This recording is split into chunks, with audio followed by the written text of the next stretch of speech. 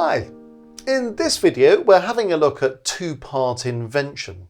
So obviously the clue is in the title here, and we've got a mixture in this course of music that's in more of a sort of 20th, 21st century style and other pieces that are either in an earlier style or sort of mimicking an earlier style, because I think it's quite useful in order to build the reading skills to be able to do a mixture of the kinds of styles that you have to deal with.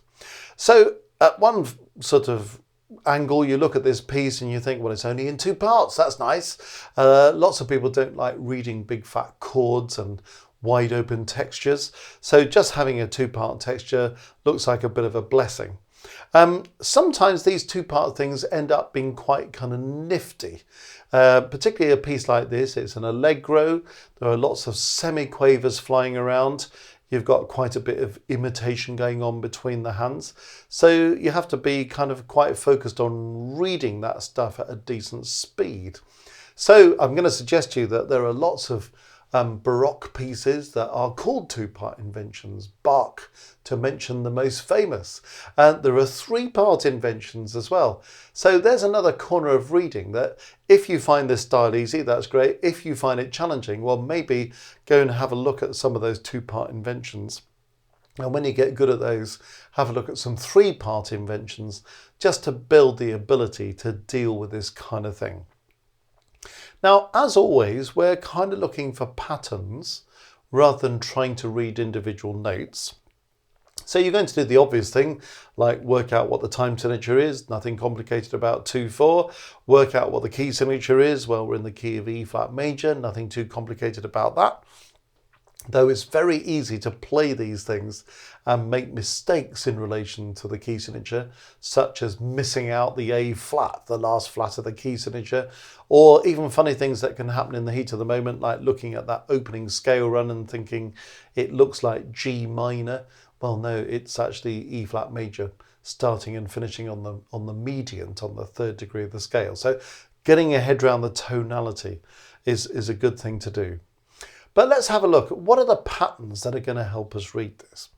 Well, I'm going to suggest that even though the thing is flying around at quite a decent speed, there's a lot of scale movement, lots of conjunct movement, just going from one note to its neighbour. So we look at the opening and we're just coming down a scale.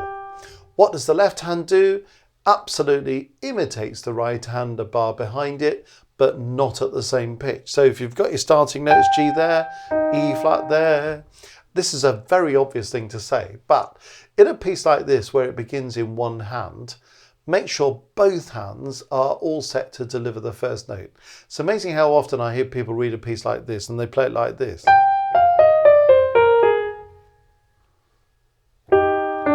And there's a big hole on the first bar line because the left hand's not ready to play. So if the left hand's in position on that E flat, there's no reason to stop at the first bar line. But anyway, you've got the idea that the left hand imitates the right hand. Now, this is a perfectly consonant piece, so you may get an idea of, well, what's the kind of underlying harmony? Some people are really good at seeing underlying harmony and it helps them to read. Other people find that's a hindrance. So I would say to anybody who finds it a hindrance, it's worth developing your ability to read harmony more, because it really does help with the reading and with the understanding of the music you're playing. But if it's going to slow you down when you're actually reading in an exam, well, you're better to just go for reading the pattern melodically. But for example, you could say that all this stuff at the beginning is all around chord 1 in E flat major, isn't it? And then you've got an E flat major chord at the beginning of bar 3. This looks like a 4B chord, an A flat major chord. And then this looks like an imperfect cadence, that's kind of 1C to 5. It also helps you to see things like in bar 4 that the left hand is just a lot of decoration around that dominant note. That dominant note that's the bottom of chord 1C and the bottom of chord 5. So I play the B flat, I go down 1, I come back to B flat, I go up 1, I come back to B flat, then I have a run down the scale to take me to the next starting point. So you can begin to see what the elaboration is of the basic harmony. If that's difficult, you don't need to worry about it. You just think, okay, I'm just going down, back, up, down, down, down, down, and just take on board the A natural, then the A flat later in the bar. Bar 5, what do we notice here? It's a copy of bar 1. Sort of useful stuff to kind of realise. End of bar 6, just be careful, it's A natural in the right hand now instead of A flat that we had before. Then it kind of goes off in a different direction. The left hand in 6 kind of starts off what it did in bar 2, an octave lower, but it doesn't carry on doing that. So kind of be ready for some kind of alteration there. And read the patterns of the left hand. Going up a third, then another rising third, then a falling third. So all messing about in thirds there. You might also notice from 5 through 6, 7 and 8, we're modulating to B flat major, to the dominant key. So it starts off in E flat major, then the A natural pushes into B flat, so lots of A naturals there, then an A flat that pushes us back again. Next thing you might notice is a little bit of sequence going on. Do you notice this? Same thing down a third. And just slightly altered. So the second half of 11 isn't quite the same as the second half of 9, but it's essentially the same stuff, isn't it?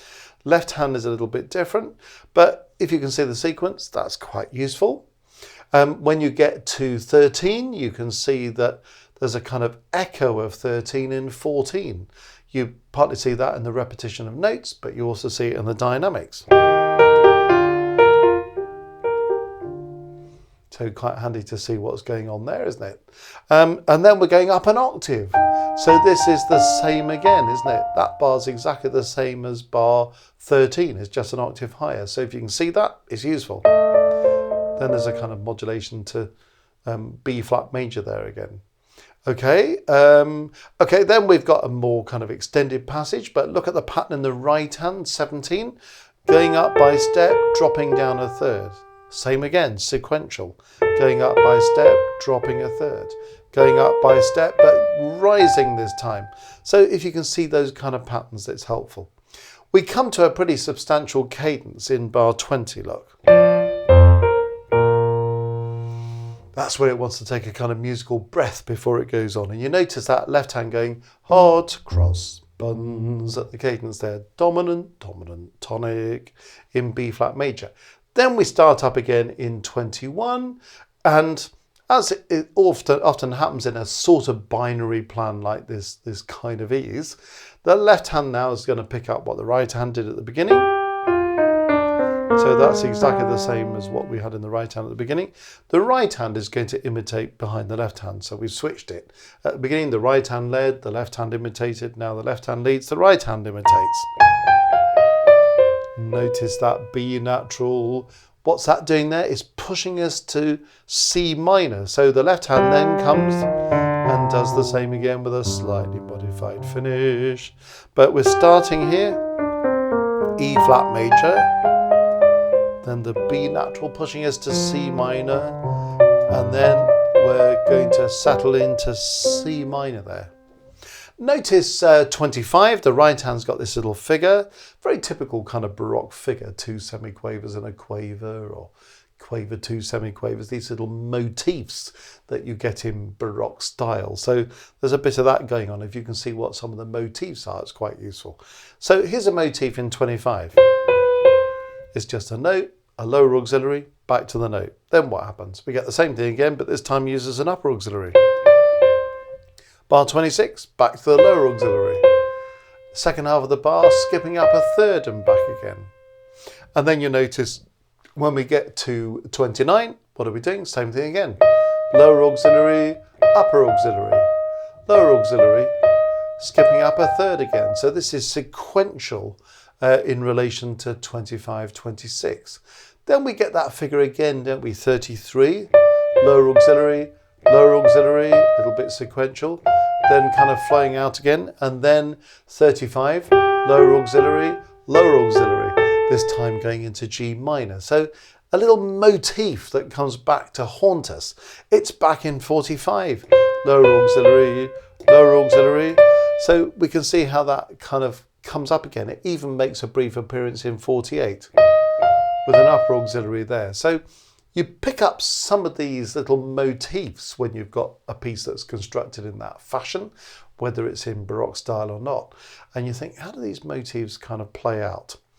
Notice how many scale runs we've got. We've talked about the scale runs at the beginning of the piece. We've talked about them in 21, 22, but look at the left hand in 28. Can we read the scale run? It's C melodic minor ascending. 32. B flat major ascending. 40. Now that's interesting, it's B flat major but starting on the dominant, so you have to be careful with accidentals there. But you see those scale run things that come up. We've also got these little 4-note figures coming in semiquavers, especially when they're used sequentially. It makes it easier to read it. 46, for example, do you see this? Group of 4 semiquavers comes up a note, then evolves into a rising scale. Have we seen that before? Yes, we have. 43. Same figure, rising sequence. 41, same figure, rising sequence. Do you see what's going on there? 36, rising sequence, rising sequence, rising sequence. Left hand even joins in 37. Same figure, but just a tenth below. So once we've got kind of, well, what's going in scales? What's this little figure that uses the lower and upper auxiliary notes? What's this little thing that gets used sequentially? You know, you get the idea that the whole thing is built up of these little Baroque style motifs. And if you can get a grip on what they are, that really helps to read it.